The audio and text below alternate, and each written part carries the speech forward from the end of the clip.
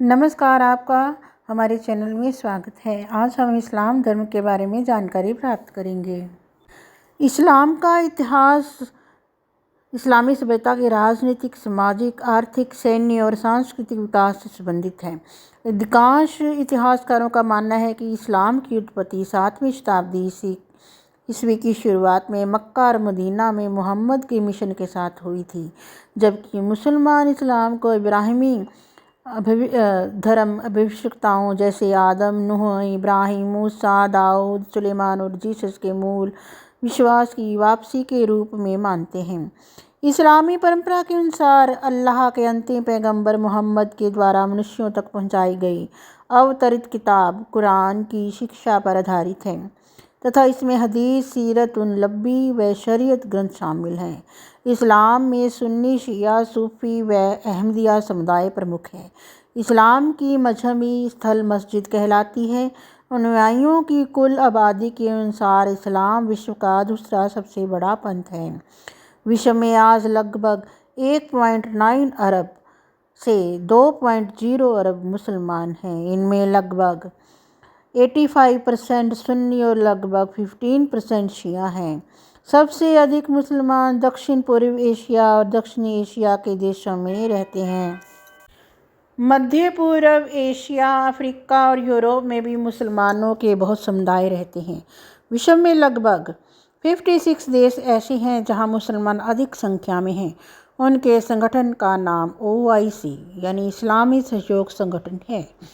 विश्व में कई देश ऐसे भी हैं यहाँ की मुसलमान जनसंख्या के बारे में कोई विश्वसनीय जानकारी उपलब्ध नहीं है। मोहम्मद साहब का जन्म 570 ईस्वी में मक्का यानी कि सऊदी अरब में हुआ। उनके परिवार का मक्का के एक बड़े धार्मिक स्थल पर प्रभुत्व था। उस समय अरब में यहूदी, ईसाई धर्म बहुत सारे समूह जो मूर्ति पूजक थे कबीलों के रूप में थे। मक्का में काबे में उसी समय लोग साल के एक दिन जमा होते थे और सामूहिक पूजन होता था। आपने खदीजा नाम की एक विधवा व्यापारी के लिए काम करना आरंभ किया।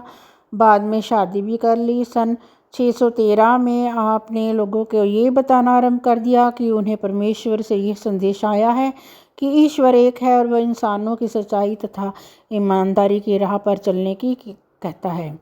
उन्होंने मूर्ति पूजा का भी विरोध किया, पर मक्का के लोगों को ये बात पसंद नहीं आई। मोहम्मद साहब को सन 622 में मक्का छोड़कर जाना पड़ा। मुसलमान इस घटना को हिजरत कहते हैं और यहाँ से इस्लामी कैलेंडर हिजरी आरंभ होता है। अगले कुछ दिनों में मदीना में उनके कई अनुयायी बने तथा उन्होंने मक्का वापसी की और मक्का के शासकों को युद्ध में हरा दिया। इसके बाद कई लोग उनके अनुयायी हो गए और उनके समर्थकों को मुसलमान कहा। इस दौरान उन्हें कई विरोध तथा लड़ाइयाँ लड़नी पड़ी। सबसे पहले तो अपने ही कुल के चचेरे भाइयों के साथ बदर की लड़ाई हुई, जिसमें 313 लोगों की सेना ने करीब 900 लोगों के आक्रमण को परास्त कर दिया। इसके बाद अरब प्रायद्वीप के कई हिस्सों में जाकर विरोधियों के युद्ध हुए। उस समय मक्का तथा मदीना में यहूदी व कुछ ईसाई भी रहते थे। उस समय उनको एक अलग धर्म को रूप में न देखकर ईश्वर की सत्ता के समर्थक माना जाता था। हज़रत मोहम्मद मक्का वापस हुए। लोगों को ऐसा लग रहा था कि बड़ा युद्ध होगा, लेकिन कोई युद्ध नहीं हुआ। लोग शांतिपूर्वक रहे और मोहम्मद साहिब और उनके अनुयायी मक्का में प्रवेश किया। इस तरह मक्का बिना किसी युद्ध के स्वाधीन हो गया। मोहम्मद साहब की मक्का वापसी इस्लाम के इतिहास की एक महत्वपूर्ण घटना थी, जिसे एक संप्रदाय के रूप में ना रहकर बाद में एक धर्म बन गया। सन 632 में उनकी वफ़ात हो गई। उस समय तक संपूर्ण अरब प्रायद्वीप इस्लाम के सूत्र में बन चुका था। सन 632 में जब पैगंबर साहब की वफ़ात हुई, मुस्लिमों के खंडित होने का भय उत्पन्न हो गया। कोई भी व्यक्ति इस्लाम का वैध उत्तराधिकारी नहीं था। यही उत्तराधिकारी इतने बड़े साम्राज्य का भी स्वामी होता। इससे पहले अरब लोग वेजेंटाइन या फारसी सेनाओं में लड़ाकों के रूप में लड़ते रहे थे और खुद कभी इतने बड़े साम्राज्य के मालिक नहीं बने थे। इसी समय खिलाफत की संस्था का गठन हुआ, जो इस बात का निर्णय करती कि इस्लाम का उत्तराधिकारी कौन है। मोहम्मद साहब के दोस्त अबू बकर को मोहम्मद का उत्तराधिकारी घोषित किया गया। चौथे खलीफा की अली मोहम्मद साहब के फरीक, जो चचेरे भाई थे उन्होंने मोहम्मद साहब की बेटी फ़ातिमा से शादी की थी, पर इसके बावजूद उनके खिलाफत के समय तीसरे खलीफा उस्मान के समर्थक ने उनके खिलाफत को चुनौती दी और अरब साम्राज्य में गृह युद्ध छिड़ गया। सन 661 में अली की हत्या कर दी गई और उस्मान के एक निकट रिश्तेदार मुआविया ने अपने आप को खलीफा घोषित कर दिया। इसी समय से उमैयद वंश का आरंभ हुआ। इसका नाम उस परिवार पर पड़ा जिसने मक्का के इस्लाम के समय समर्पण से पहले मोहम्मद साहब के साथ लड़ाई में प्रमुख भूमिका निभाई थी। अरबों का कहना था कि उमैयदों ने इस्लाम को बहुत ही सांसारिक बना दिया है और उनमें इस्लाम के मूल की गई बातें कम ही होती जा रही हैं। इन मुस्लिमों ने मिलकर अली को इस्लाम का सही खलीफा समझा। उन्हें लगा कि अली ही इस्लाम का वास्तविक उत्तराधिकारी हो सकते हैं। सन 940 में एक अबू मुस्लिम नाम के एक फ़ारसी मुस्लिम परिवर्तित ने उमैयदों के खिलाफ एक विशाल जनमानस तैयार किया। उसने खोरासन में उमैयदों के खिलाफ विद्रोह कर दिया। खोरासन में पहले में ही अरबों की उपस्थिति के खिलाफ नाराज़गी थी। अब उसको बड़े पैमाने पर जन समर्थन मिला। उसे ये कहकर लोगों को उमैयदों के खिलाफ सावधान किया कि वे लोग इस्लाम के सही वारिस नहीं हैं और ये सत्ता का दुरुपयोग कर रहे हैं। उमैयदों का विलासतापूर्ण जीवन शैली ने उनको और भी भड़काया और उमैयदों द्वारा भेजे गए सैनिकों को हरा दिया और इसके बाद अपना एक नया खलीफा घोषित कर दिया जिनका नाम था अब्बुल अब्बास। अब्बुल अब्बास के वंश से ही था और पर अली के अलावे एक दूसरे भाई के द्वारा मोहम्मद साहब से जुड़ा था, पर उससे अबू इस्लाम की लोकप्रियता देखी नहीं गई और उसने अबू को फांसी पर लटका दिया। इससे लोगों में अब्बास के खिलाफ रोष फैल गया। जिन लोगों को अब्बास पर भी भरोसा नहीं हुआ वे शिया बने।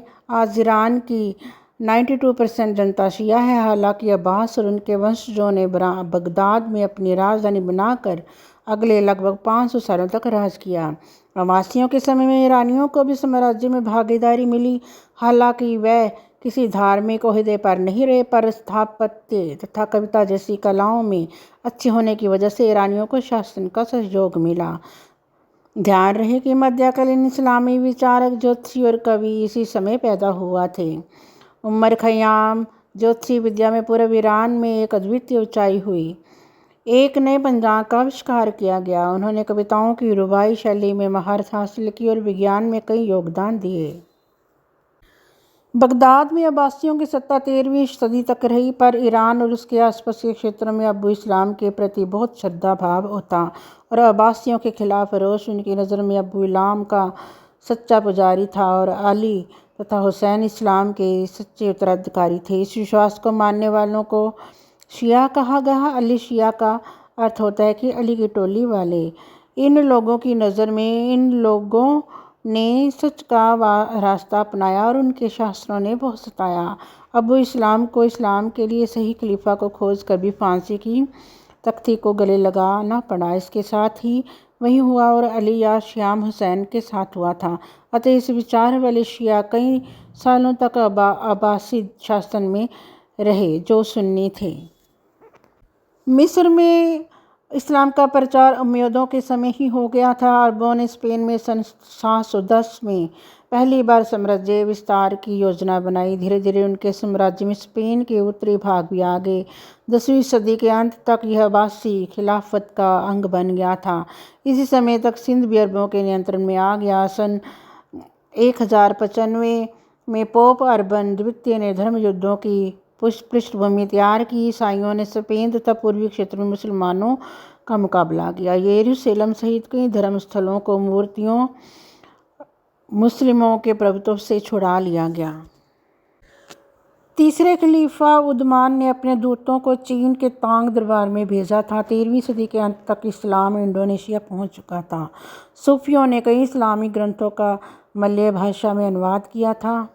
15वीं सदी तक इस्लाम फिलीपींस पहुंच गया था। इस्लाम की बुनियाद 5 स्तंभों पर टिकी हुई है। इनमें तौहीद या शहादा, नमाज, रोज़ा, ज़कात और हज शामिल हैं। इन्हें अरकान इस्लाम और अरकान दीन भी कहा जाता है। हर मुसलमान को ताउम्र इनकी अपनी ज़िंदगी का आधार मानकर चलना होता है। विवाहित यौन संबंध, हत्या या टैटू प्राप्त करना हराम है। ऑब्जेक्ट्स जैसे अल मस्जिद, अल हरम और अल मस्जिद अल नाबादी संदर्भ में 2 हरम, सूअर और अल्कोहल जैसे कुछ खाद्य और पेय भी हराम हैं। इस्लाम के अनुसार रमज़ान में यानी रोज़ा में रोज़ेदार को किसी को भी गलत निगाहों से नहीं देखना चाहिए, बुरे काम नहीं करने चाहिए, चोरी नहीं करनी चाहिए, बुराई नहीं करनी चाहिए और ऐसा कोई काम नहीं करना चाहिए जिससे किसी का दिल दुखे। ऐसा करने से रोज़ा हराम माना जाता है। मुस्लिमों में 4 शादी यानी निकाह करने की इजाज़त है, लेकिन सिर्फ पुरुषों को। 5वां निकाह तभी वैध माना जाता है जब 4 में से किसी एक पत्नी से तलाक हो चुका हो या किसी एक पत्नी की मौत हो चुकी हो। ऐसे में सवाल उठता है कि अगर मुस्लिम पुरुष दूसरी शादी करते हैं तो क्या उन्हें कोई सज़ा नहीं हो सकती? जैसे हिंदू धर्म में व्रत आदि रखे जाते हैं, उसी तरह इस्लाम में भी रोज़ा रखे जाते हैं, जिसको मुस्लिम रोज़े कहते हैं। मुस्लिम रोज़े रखने का मुख्य कारण ईश्वर के सामने तपस्या करना होता है और धार्मिक साधना करना होता है। मुस्लिम धर्म के अनुसार रमज़ान महीने में हर दिन सूरज के उदय से पूरब से सूरज के अस्त होने तक रोज़े का पालन किया जाता है।